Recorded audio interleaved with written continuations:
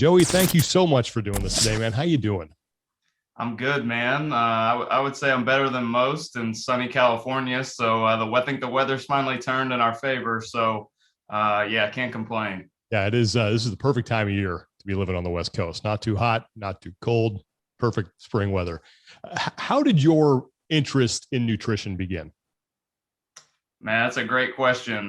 This is a funny question that I always get asked. Honestly, it goes back to I was getting ready to be a senior in high school, and our high school coaches wouldn't let us wear visors or anything quote unquote cool.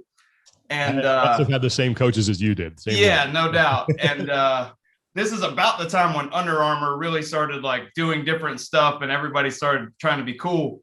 And so it was me and one other person. We told our head coach and our offensive coordinator, like, hey, what do we have to do to wear visors? And they're like, nothing. And they're like, well, you need to lose weight then. And we just started poking fun at them. And they're like, all right, we'll make you a bet. If we don't lose 30 pounds, and it was probably like March or April between then and the season, you guys can wear visors. And we're like, oh, this is easiest bet of all time. Well, what we found is like, we all kind of liked each other. So we really started like helping them lose weight.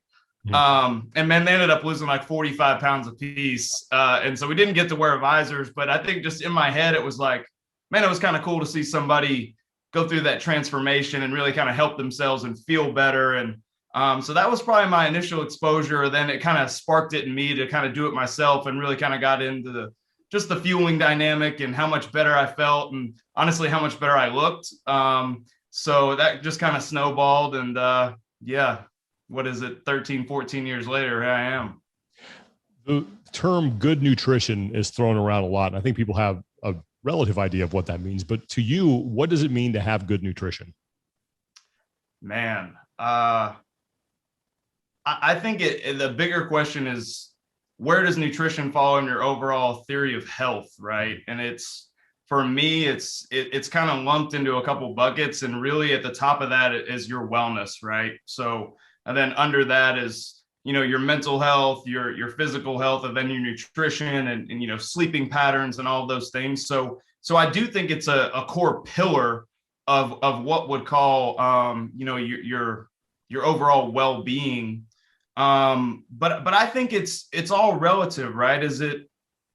Do you have underlying issues? Are you eating quote unquote well? And what does that look like? Like, eating well for one person might look very different than eating well for another. But really is your energy balance in line with, the things you're putting in your body?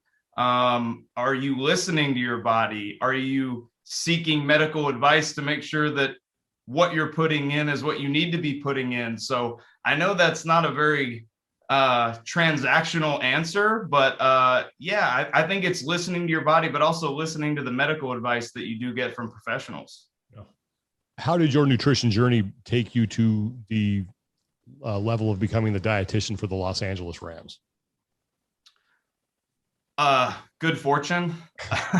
I was really lucky to start my nutrition journey, let's say, at a time where the profession was just taking off. When I really kind of decided that sports nutrition was the route that I wanted to go in, man, there were probably 20 people in the country between collegiate and professional people doing it full time. And this is probably like 2011. So, man, it was a lot of cold calling and cold emailing people, begging them to just come let me work for free. Any way I could kind of get around it when you really realize that that's your passion and that's what you want to do. And I don't know that I ever had the ambition to get to the NFL, right? But it turned into I saw what it did for me as a very, very amateur athlete and how much better I felt. And I was like, hey, if I can share this knowledge and what I've learned, about metabolism and digestion and clinical nutrition, can I help other people who are elite athletes translate that to getting the most out of what they're doing? That's definitely something I'm really interested in. And, I was lucky to kind of make a good couple impressions early on some people who were influential in the business. And one thing snowballed into another. I bounced around a couple of collegiate programs, and a handful of years after that, I got a call from the Rams and made it out to LA. How has the understanding of not only what good nutrition is, but then how you apply that in the NFL changed over just the past 20 years? Oh, it's night and day. It's about exposure, right? It's like anything else. I think there's good and bad of social media in general, right? But the amount of knowledge that you are able to consume, sitting on your couch is just so much greater than it was 20 years ago, right? Like even when I was growing up, like I didn't have a cell phone, didn't have internet. So these questions that you had, like unless you were going to the library and reading them in a book, you never knew the answer to. And it's just become so much more mainstream, and especially like athletes are exposed. A lot of them have collegiate dietitians now. Just the help that you're getting in high school is even so much, broader, and it just has a better understanding of what we did 20 years ago, and just the business and nature of nutrition. Like we find out new stuff every day. And I would argue in the past 20 years, we found out the most about, really being able to determine what is helpful and what's not. So yeah, I think it's just the athlete's exposure to nutrition. It's same thing with strength and conditioning and athletic training, all their recovery modalities that are available now. Nutrition, it falls right in line with that. So their level of education is so much greater than it was even 5 or 6 years ago. What are your main responsibilities as the team dietitian? Yeah, so the easy answer to that is, I'm working with our caterers and chefs to, make sure that all of our menus are in alignment with making sure that, our guys always have the ability to fuel correctly, right? Whether it's breakfast, lunch, and dinner, whether it's on the road, at hotels, and we're always giving them the ability to put the best resources in their body.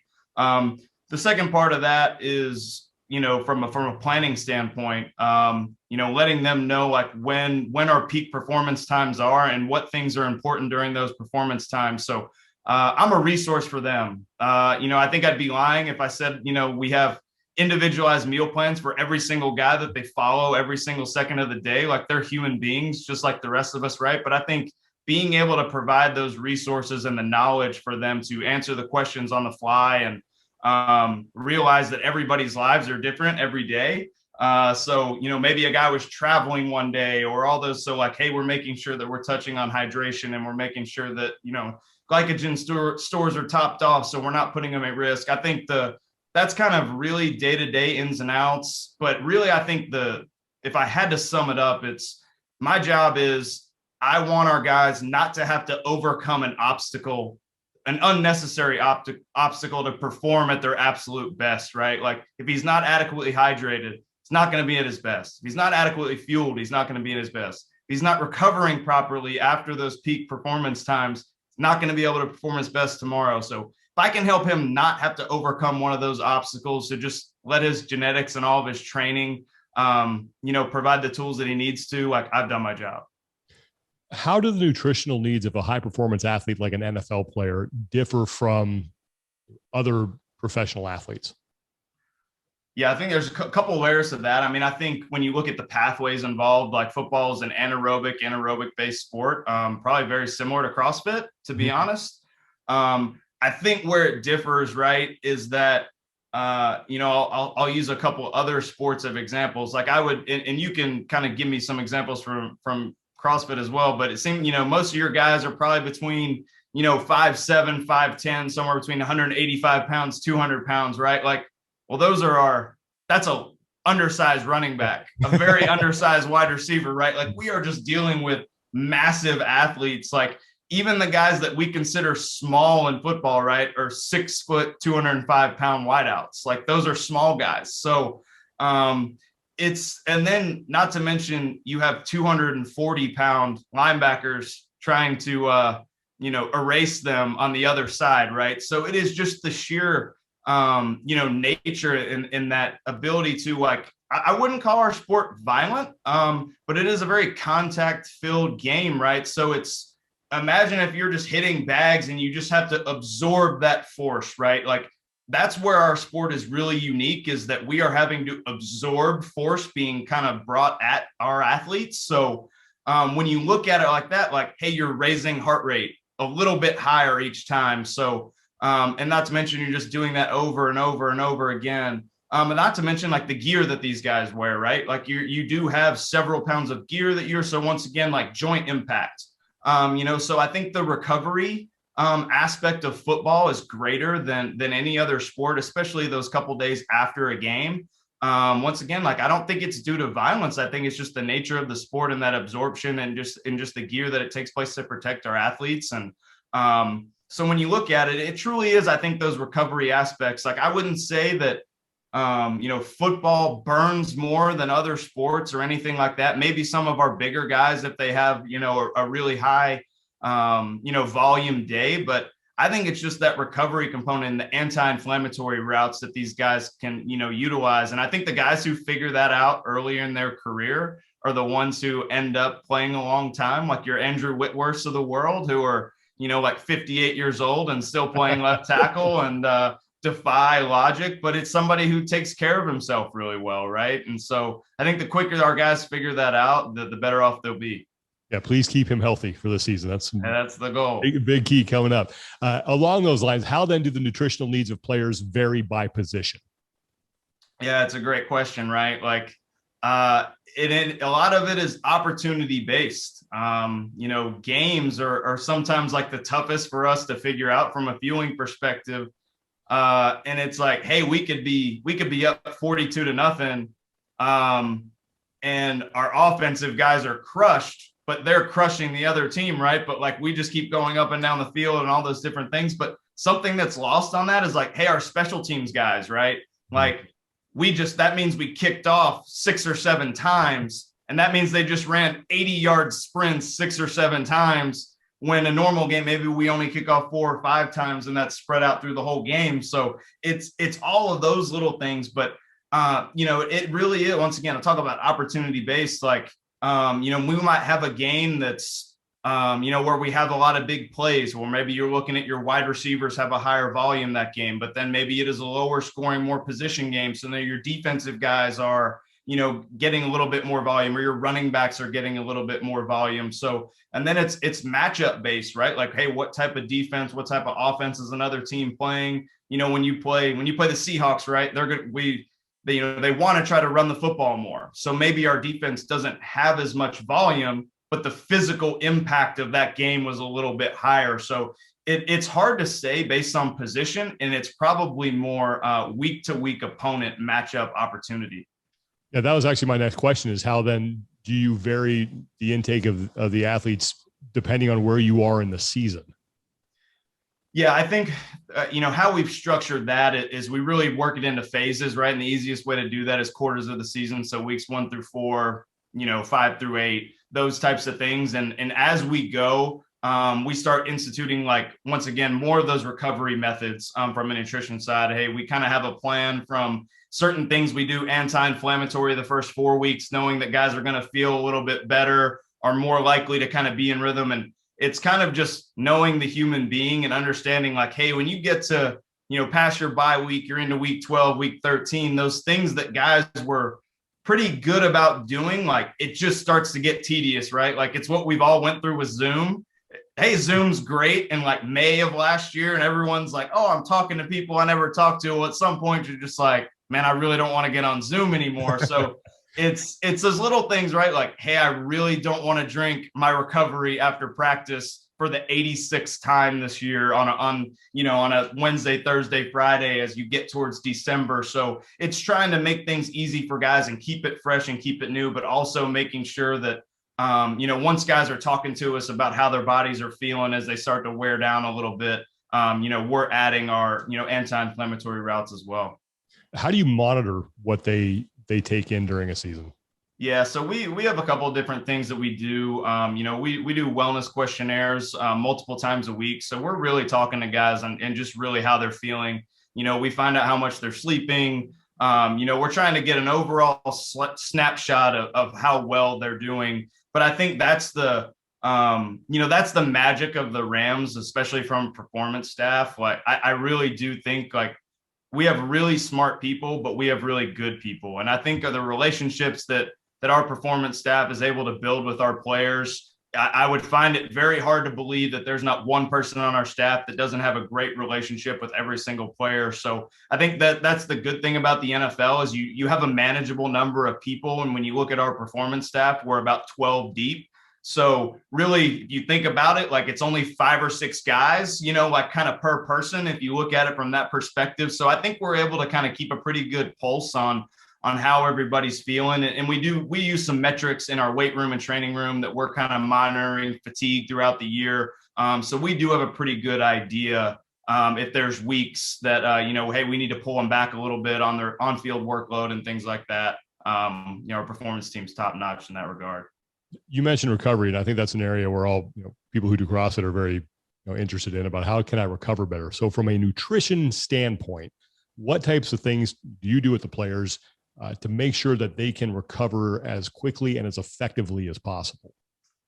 Yeah, I have a feeling a lot of people aren't going to like this answer, right? But I think it's like simple things. And I think, my big mantra of our nutrition program is like, it's not transactional, right? Like you're not going to do one thing and all of a sudden you're going to feel better. The nutrition is compounded interest, right? Like it is slow, like you're investing in really boring stocks and you just have to, trust that process. But I think there's a couple big buckets, right? Like hydration is at the core of that. Like all of the things, like there's so many things that are easily preventable with hydration. So it's like kind of being a little bit more calculated with that and understanding like it could be something as simple as like pre-post weights. Like, hey, weigh yourself in before you work out, weigh yourself after, see how many pounds you've lost. And it's like, hey, 120-ounce bottle for every pound you lost. If you do that, like, hey, you're going to do really, really well with your hydration over a period of time. But then it's like overall fueling, like, hey, are you ever going out on the field where you just feel like you haven't, fueled properly? Can you prevent those things from happening? If you have like, hey, let's make sure that we're communicating and hey, maybe we do a little bit more liquid carbs before that. And then so recovery kind of starts before you begin. But then on the flip side of that, right, it really is like, is your energy balance, in an appropriate place? And really utilizing, adequate protein spacing. I think that's kind of missed is that especially like once intermittent fasting is kind of taken off and people try to shrink their windows to maybe 4 hours, like I'm not going to sit here and tell every athlete that they can't do that, but you just have to be really, really efficient. What we know about protein metabolism and what our body is able to kind of utilize through a 24-hour period. It's very difficult to do that in a very, very short window. So are you spacing your protein out? Because I think at the end of the day, your body wants to be really, really efficient, right? Can you create a machine within your body? So, make sure that, hey, are you getting, 30-ish grams here, and then 3 hours later, you're getting another 30, 3 hours later, you're getting another 30. The more you do that, like, hey, the more muscle protein synthesis your body's going to be able to do and be more efficient with. And I think those are the little things. But, when you talk about a supplemental route, there's really only like a couple things that, white paper says and, anecdotally people really swear by. And when you talk about things like HMB and, branched chain amino acids pre and post, like there's definitely a lot of benefits to those things. And I think a lot of our guys take advantage of those areas. But then I think the biggest thing is sleep.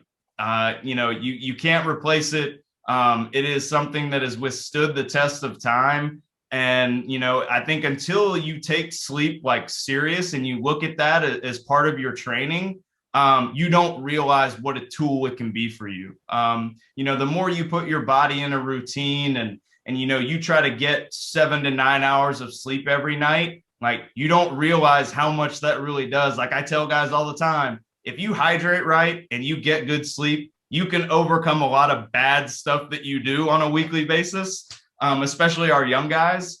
So if you do those couple things, you have to feel really good about from a nutritional recovery side. People have different goals in the fitness world, whether it's lose weight, gain muscle, improve endurance. From an endurance standpoint, because I think that's where most CrossFitters are really interested in improving their endurance. What are some good nutritional habits that can help them with that?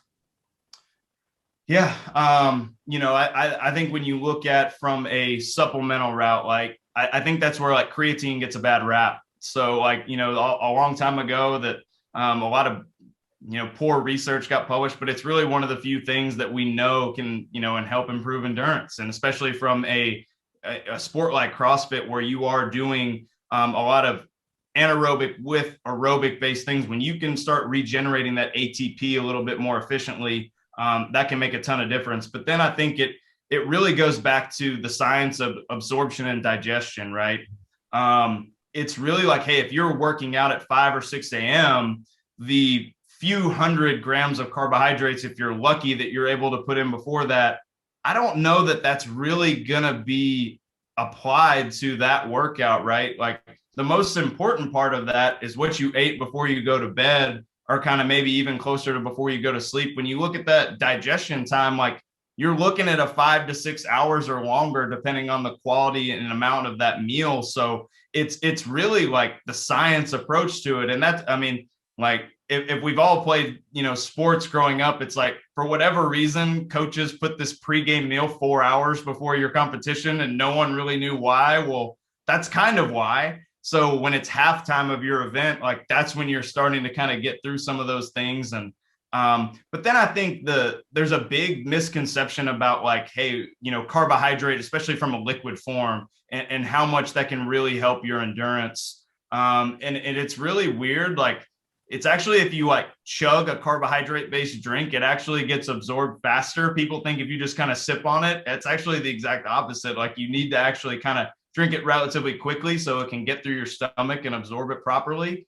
But yeah, I mean, I think carbohydrates are a great way to go, but really it's going to be that meal several hours before that. If you're making sure that you've got a good mixture of healthy fats, simple and complex carbohydrates, and a solid protein source, I think you'll see the benefit of that, from an endurance standpoint, anywhere from 6 to 10 hours after that period of time.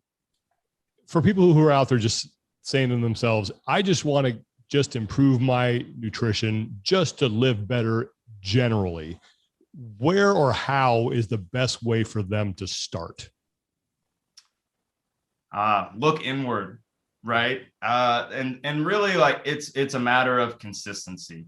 It's like anything else that, you want to change for the better. It's not something that you're going to do in a day, and it's not something you're going to do in a month, right? Like, and I think overall changing nutrition and health is something that unfortunately there is no quick fix. If there is a quick fix, I hope I figure it out so I can make a lot of money one day. But it really is something that you just have to, make those conscious decisions of. And I think people are so hard on themselves, right? Like if they try to make changes and they make one mistake, they fold it all in, right? Like they can't, if they eat bad at lunch, they're like, oh, this day's ruined, I might as well eat bad at dinner. Well, no, it's like a sport where you make a mistake, you got to have a short memory and move on and understand that there are no rules. Like there are no rules to nutrition, right? It's all about how you feel, and it's all about doing the right things consistently over time. And if you do those things, and there's a ton of resources now, and I think that's what the great thing about the health and wellness field is. There's so many good resources. And but yeah, I think it's being honest with yourself, right? Like I think nutrition is simple, it's just not easy. So I think when people are like, I don't know what I'm doing wrong, but it's like a lot of times, like you do know what you're doing wrong. It is just sometimes difficult for outside factors that are going on, right? Like, hey, maybe you're working more, maybe you haven't been sleeping as well, you're stressed, all of those things. So it's evaluating all of those things and understanding that, there's going to be good and bad things that happen, and just reset and start again. You've mentioned a couple of these, but what are some common misperceptions that people have about how to properly fuel their body, whether it be something that they think works or something that just doesn't work? Oh, I think the biggest misconception is that there's only one way. Mm-hmm.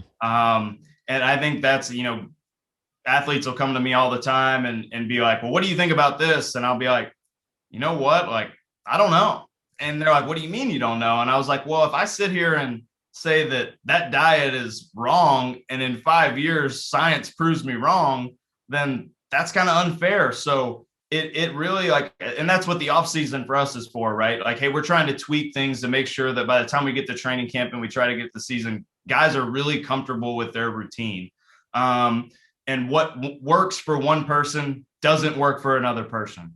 And then it goes back to efficiency, right? Like, hey, my, gut biome and how I digest food and how well I absorb food is totally different than you, Sean, right? Like so for me to give you my diet and be like, hey, works for me, you should do this. Like you might feel terrible. So the fact that there is not one way to do it, whether it's, you throw out the bad diets, right? Like you have paleo, keto, carnivore, all these different things. And then like people are just like, yeah, I'm just going to eat regular food and see what happens. Like, so there's not one way. I think the other thing is that like carbs are the enemy. And that, I said that there's not one way, but I think one particular thing that has withstood the test of time from a science standpoint is that from an athlete perspective, carbohydrates are the most efficient way to fuel your body. Now, that doesn't mean you can't do it another way, but when you really talk about that efficient function, preparing it, if your goals are trying to get more out of your workouts, carbohydrates are the most effective way to do that. And then, man, I would say after that,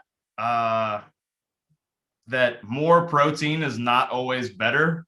I think that actually, to trump my previous, that might be the most overused things. I think people overemphasize the amount of protein that they really, need in their diet. I think that could be why a lot of people have GI issues is that they do have a little bit too much protein, and it just takes longer for your body to digest. Maybe that's leading to some bloat and some different things. So it's really kind of taking into effect, like, hey, how are you training? How much do you weigh? How much can your body really utilize? And then, doing those calculations to kind of see where you at from a protein spacing and efficiency standpoint.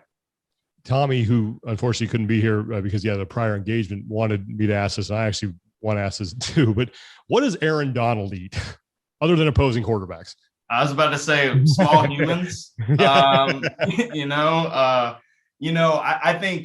I think things really clicked for Aaron a couple of years ago, and I'm not going to take credit for the work that Aaron puts in. He hired a chef a couple of years ago, and they've really got him, super dialed in. It's somebody that takes unbelievable care of himself, and he has truly figured out, as people do in your sport, right? Like the ones who train the hardest, well, you have to take care of yourself that much harder. And Aaron has really figured that out. And he's such a smart guy and takes care of himself at an unbelievably high level. But yeah, you watch this guy eat. Like I always joke with our staff saying, like, I've never seen a guy at pregame meal eat more intensely than Aaron Donald. Like you'll catch him and he's just like super locked in, eating like his super plain, like pregame meal. And then someone will make a joke and he'll kind of like look up and just realize that he was just in his own world, but no, Aaron does an unbelievable job of taking care of himself. Joey, look, I really appreciate the time you took to do this. Definitely means a lot. And it also means that a lot that is from someone who's represents my favorite team in the whole world. If people want to find out more about you or, what you do, or maybe want to get into your line of work, what's the best way for them to do that?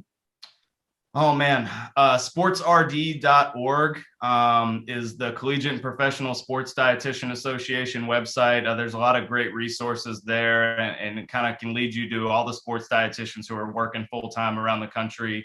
My Instagram is Joey Blake 11. Happy to answer anybody's questions, that I can within reason. But yeah, I think there's so many good sports dietitians out there that are willing to help people, gain more knowledge. So. Okay. Well, we appreciate the time, Joey. Best of luck this season. Go Rams. And I hope that your season lasts well into February. Appreciate it, man. Had fun.